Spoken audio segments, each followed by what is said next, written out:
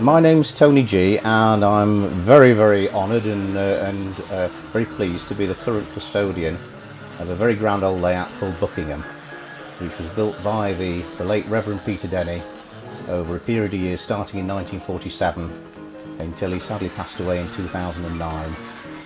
The layout came to me shortly after that, and it's now set up in a shed in my back garden, and I'm very happy to have it here and to have friends around for regular operating sessions.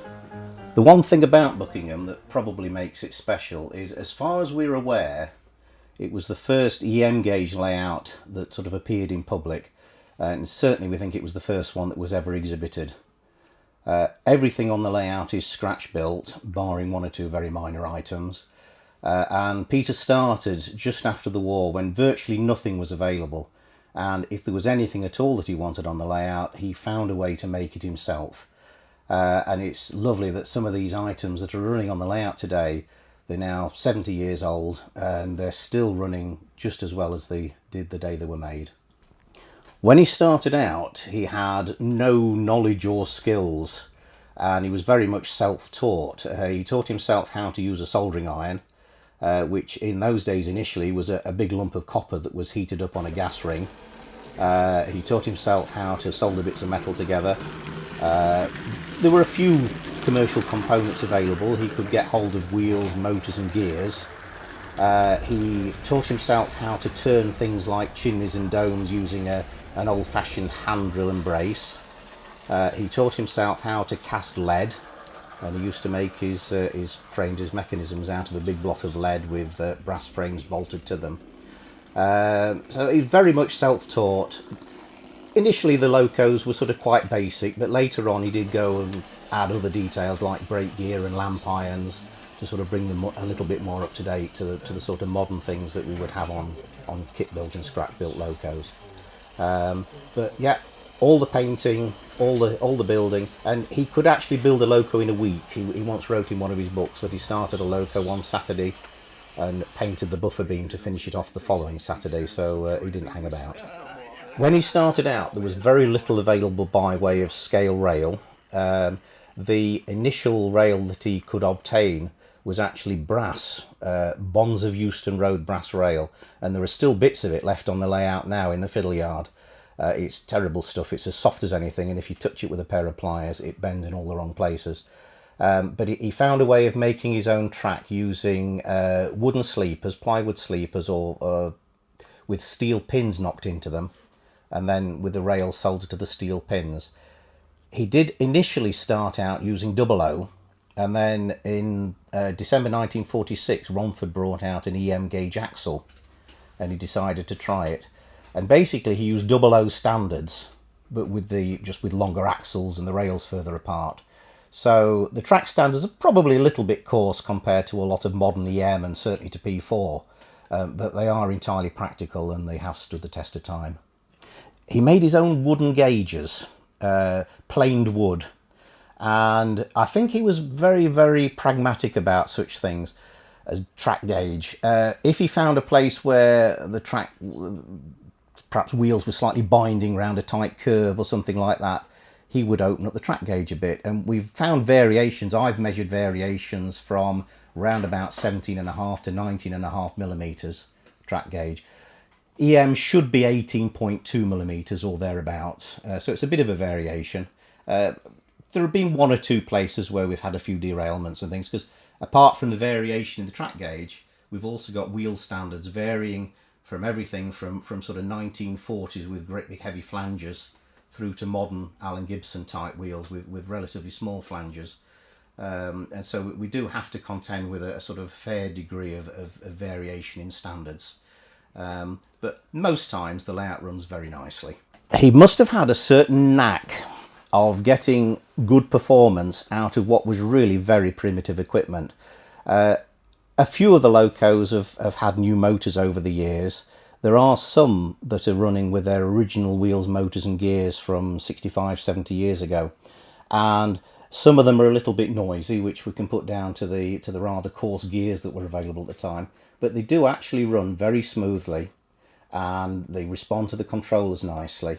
I did once have a conversation with Peter. I did get to know him a little bit before he sadly passed away, and I had a conversation with him about his locos once, and he didn't like the locos to be too quiet because he couldn't see them start out in the fiddle yard, and he liked to be able to hear when they'd actually started moving. So the noise of the locos didn't worry him too much, but as long as they ran smoothly, and that's certainly what most of them do. Apart from one or two wagons, pretty much all the wagons are sprung and all the carriages are sprung. Most of them have again a homemade internal sprung bearing type arrangement, and they really do glide along the track, and this does help to sort of compensate for the fact that some of the track work standards are not entirely consistent. There are a few little changes in level and a few little kinks here and there, but the springing of the carriages and the wagons does mean that they do glide along the track quite nicely. Starting at the Buckingham end of the layout, the very first scene that you see as you come into the railway shed is a busy market scene. According to the timetable, it's always market day at Buckingham, which gives an excuse for running cattle trains and a fairly intensive service. So there's a market square with some busy stalls and quite a few figures and animals and horse-drawn carriages and things like that around. There's the town hall sort of overlooks the scene. And then you cross a road and you come to the main station building at Buckingham. This particular building, it's not the original Buckingham Station building. Very early versions of the station building still survive on Leighton Buzzard now, but this was built sort of round about 1968, 1969. The main station building is based loosely on Marylebone, there's an overall roof. Peter didn't think that the overall roof from Marylebone would be entirely in keeping with the size of the layout, so he looked around and found another one, and the station roof over the platforms is based on Chester North Gate. There's a very imposing goods shed at the back of the station, which is based on one at Attercliffe in Sheffield. He didn't mind bringing in buildings from various different places as long as they complemented the scene and they looked good together. The goods shed itself is actually a Lancashire, Derbyshire and East Coast Railway building, so it wasn't actually originally a Great Central one, but it does fit in and complement the scene. And then as you come down the station, there's a fairly complex station throat with a scissors crossing that's been built on a curve and incorporates slips as well, which is a very imposing bit of track work, and trains look very nice snaking through there. There's an overall bridge and a signal box that's over the tracks. Originally had a smaller signal box until somebody pointed out that it wouldn't have enough levers to work the station, and he didn't have room to put a bigger one on the ground, so he built an overall gantry type signal box. Behind the road bridge and the signal box, there's the start of the gasworks. All three stations on the layout have their own gasworks. He did a lot of research into what a gasworks should look like and what the buildings were and how they should be arranged. And there's a gasworks at each of the stations at Buckingham, at Granborough Junction and at Leighton Buzzard. Again, it's an interesting scenic feature, but it also gives a need for traffic, coal traffic in and out, empties coming out, and gas tanks go in and out as well. And then in the far corner, there's the loco shed, which has a turntable serving a four-road semi-roundhouse. The track work is arranged so that you can get pretty much to any of the platforms to and from the turntable. So there's not too much shuffling about of locos backwards and forwards. And then at the front we've got the goods yard, which is fairly extensive. It includes another goods shed, coal drops, and also a set of wharf sidings serving a timber yard and a small canal wharf. So there's plenty of places for shunting and plenty of suitable sources of traffic for the goods trains.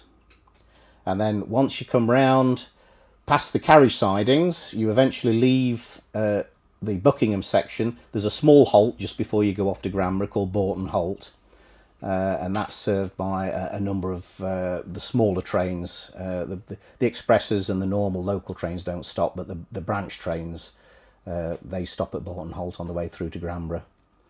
And then Granborough Junction, as the name implies, is a junction. There's a split of the lines. The two main lines go off to eventually to Marylebone and to other destinations, in this case the Fiddle Yard.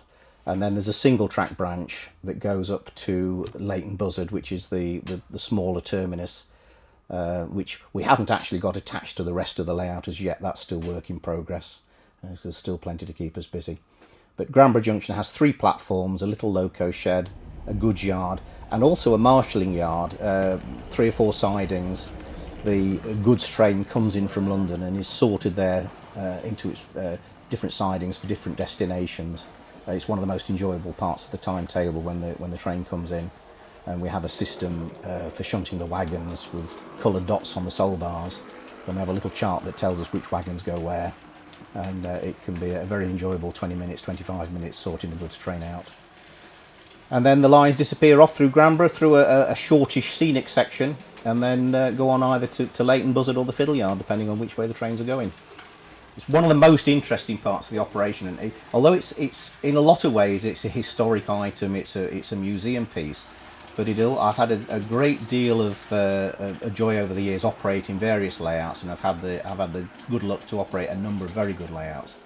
I've never operated one that is quite so enjoyable to operate as Buckingham. Once you come into the shed on an evening for an operating session, you shut the door, you shut the world outside. You're in Buckingham in 1907, you're the signalman, you're the driver. You have to give it 100% concentration. It's quite challenging to operate. It's certainly not easy, but that's part of the fun. And you have a sequence, a timetable that runs to about 100 movements. There is a clock that we run to more often than not, which is a speeded up clock that does a minute in about 40 seconds. And you're operating with one eye on the clock and you're looking now, have I got that loco in the right place? The train's due out to platform 2 in another 5 minutes, which is really about another 3 minutes. And the loco that I want, it's pointed the wrong way. I need to get it turned on the turntable. I need to get it off shed onto the train. And you're always trying to make sure that if the time comes round on the clock that you're ready to send that train or you're ready to receive that train. There are a few little tricks built into the timetable where all of a sudden you'll see, with horse box, and you have to suddenly, where's the horse box? And you have to get the pilot engine out and shunt a horse box across to get it into the platform as soon as possible. The goods trains are particularly interesting to get assembled and ready, and again they're all laid out what goes where and how you do it. And if you come away from the end of an operating session and everything's gone according to plan and you've got everything in the right place at the right time, it does give you a real sense of satisfaction that everything's gone well. Moving the layout was actually quite a big job. Nobody was more surprised than I was when it was suggested that I should have the layout. I'd been down to Cornwall a few times. I'd met Peter. I can't claim to have been a close friend, but I'd had a few very enjoyable visits down there. I'd done a few little jobs for him, sort of repairing locos and things like that. As he got into his sort of late 80s, little jobs like that were a bit beyond him. And then when the idea came that the layout should come to me, I didn't have anywhere to put it for starters. So we had to arrange to have a shed built, and we actually built the shed ourselves. Crispin Denny is an architect. He designed it and sorted out planning permissions and things.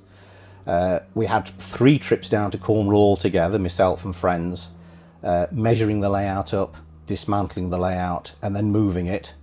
The dismantling took 3 days because there were just so many bits and pieces that needed to be disconnected, and we had to work out how the thing came apart. It's quite an interesting job when somebody else has built a layout and put it together.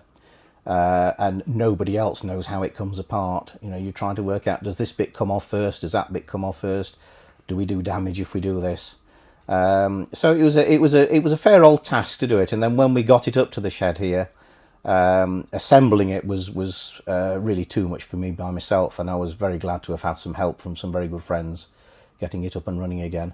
But once a good friend had got involved, we got the layout up and running again in about 6 months to the stage that it is now. And then we were faced with a situation where, do we play trains and enjoy what we've got, or do we carry on and finish all the little outstanding jobs? And we decided to enjoy ourselves playing trains, and that was about 4 or 5 years ago now. And there are still a number of little jobs that need finishing off, but we have so much fun playing trains that they don't really matter, and it's not a rush job anyway. I've got plenty of time to do them. I've never seen a layout like it, and I don't expect I ever will again. The points and signals are all operated mechanically through rods and cranks. The electrical systems are so advanced that many a modern layout could learn from them. At Buckingham itself, there's virtually no electrical switching in terms of you actually switching things on and off. All the switching to the platforms and all the running is done by changing the signals, and they either put the power supply from either the Gramborough controller if a train's departing, or from the Buckingham controller if you're shunting, onto the relevant track. So really all you do is you set the point, you set the signals, you turn the controller. There's no thinking about, oh, have I got this section on, have I not got that section on, do I need to switch this, that or the other. All the thinking is done for you in the control systems. All the switches, apart from a few, all the switches are homemade. They're blocks of wood with brass wipers and phosphor bronze wipers sliding on pins, and they do most of the electrical switching. And yes, I've learnt so much about model railways through having this layout. I've probably learnt more about the hobby in the last 5 years since we've been operating Buckingham than I have in the last 30 years put together. It's just so far ahead of its time at the time it was built, and it's still way ahead of a lot of layouts that I see today in terms of the control systems. On the still to be sorted out list is the automatic crispin. This was an electromechanical computer. When Peter used to operate at home with his two sons, or two of his three sons, and when Stephen and Crispin was the last to leave home, Peter found that he didn't enjoy playing trains, sending trains to himself.